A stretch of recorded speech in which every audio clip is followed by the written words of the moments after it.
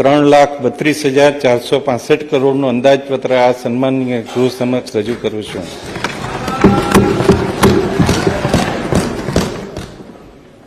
માનનીય અધ્યક્ષશ્રી, પ્રથમ સ્તંભ એ સામાજિક સુરક્ષાનો છે. સામાજિક ન્યાય અને અધિકારીતા વિભાગ માટે કુલ 6,193 કરોડની જોગવાઈ. માનનીય અધ્યક્ષશ્રી, સમાજના જરૂરિયાતમંદ, નબળા અને વંચિત વર્ગને સામાજિક સુરક્ષા પૂરી પાડી સામાજિક ન્યાય સુનિશ્ચિત કરવો તે અમારી સરકારની પ્રાથમિકતા છે.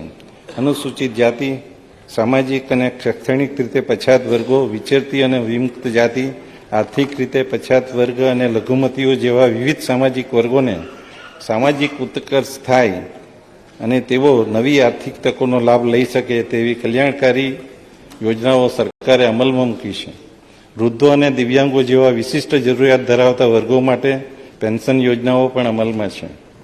સામાજિક ઉત્કર્ષ, રાષ્ટ્રીય વૃદ્ધ પેન્શન યોજના અને રાજ્ય સરકારની નિરાધાર વૃદ્ધો માટે આર્થિક સહાય યોજના અંતર્ગત અંદાજિત 11 લાખ લાભાર્થીઓને માસિક પેન્શન આપવા માટે રૂપિયા 1,398 કરોડની જોગવાઈ.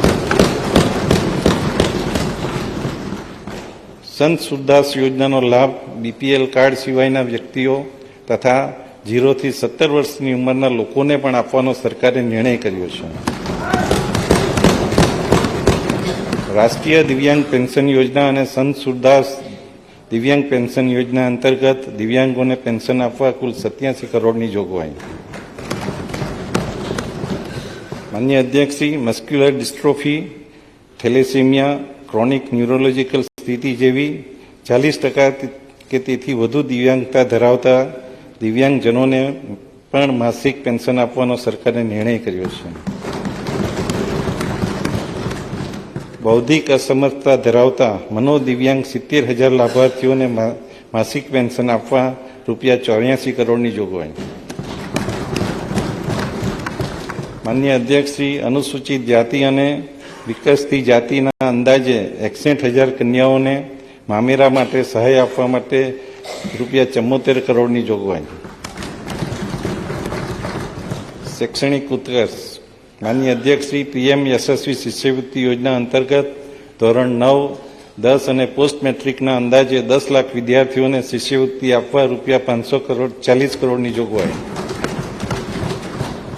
ધોરણ 1 થી 10માં અભ્યાસ કરતા અનુસૂચિત જાતિ અને વિકસતી જાતિના અંદાજે 40 લાખ વિદ્યાર્થીઓને શિષ્યવૃત્તિ આપવા રૂપિયા 360 કરોડની જોગવાઈ. ધોરણ 1 થી 8માં ભણતા અનુસૂચિત જાતિ અને વિકસતી જાતિના અંદાજે 38 લાખથી વધુ વિદ્યાર્થીઓને ગણવેશ સહાય માટે રૂપિયા 345 કરોડની જોગવાઈ.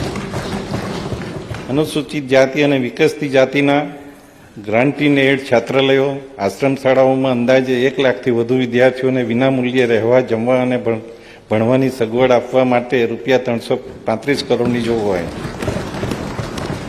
સરસ્વતી સાધના યોજના અંતર્ગત ધોરણ 9માં અભ્યાસ કરતી અનુસૂચિત જાતિ અને વિકસતી જાતિની અંદાજે 1,50,000 કન્યાઓને વિનામૂલ્યે સાયકલ આપવા માટે રૂપિયા 84 કરોડની જોગવાઈ. માનનીય અધ્યક્ષશ્રી, આર્થિક ઉત્કર્ષ માટે ગુજરાત બિન અનામત શૈક્ષણિક અને આર્થિક વિકાસ નિગમ દ્વારા બિન અનામત વર્ગો માટે વિવિધ શૈક્ષણિક ધિરાણ અને સહાયની યોજનાઓ માટે રૂપિયા 600 કરોડની જોગવાઈ. અનુસૂચિત જાતિ વિકાસ નિગમ, સફાઈ કામદાર વિકાસ નિગમ, ડૉક્ટર આંબેડકર અંત્યોદય વિકાસ નિગમ, ગુજરાત પછાત વર્ગ વિકાસ નિગમ ને રાજ્ય સરકારના ફંડમાંથી લાભાર્થીઓને ધિરાણ આપવા માટે રૂપિયા 250 કરોડની જોગવાઈ. ડૉક્ટર આંબેડકર આવાસ યોજના અને પંડિત દીનદયાળ ઉપાધ્યાય આવાસ યોજના અંતર્ગત મકાન બાંધવા સહાય આપવા રૂપિયા 243 કરોડની જોગવાઈ.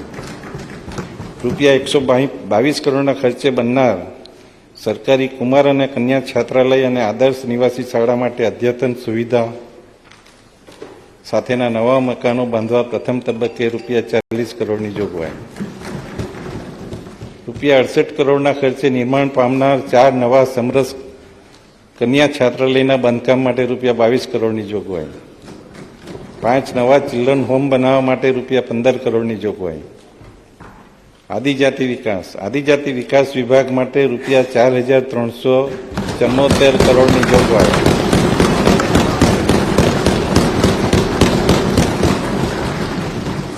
વનબંધુ કલ્યાણ યોજના અંતર્ગત વિવિધ ક્ષેત્રોમાં યોજનાઓ હાથ ધરી વનબંધુઓના સામાજિક અને આર્થિક વિકાસ માટે સરકાર કાર્યરત છે. વ્યક્તિલક્ષી યોજનાઓ સાથે આદિજાતિ વિસ્તારોમાં આંતરમાળખાકીય સગવડ ઊભી થાય તે માટે સરકારે પ્રયત્નો કર્યા છે. શૈક્ષણિક ઉત્કર્ષ આદર્શ નિવાસી શાળાઓ, આશ્રમ શાળાઓ અને EMRs મળીને કુલ 837 જેટલી શાળાઓના અંદાજિત 1,52,000 વિદ્યાર્થીઓને સહાય માટે 735 કરોડની જોગવાઈ.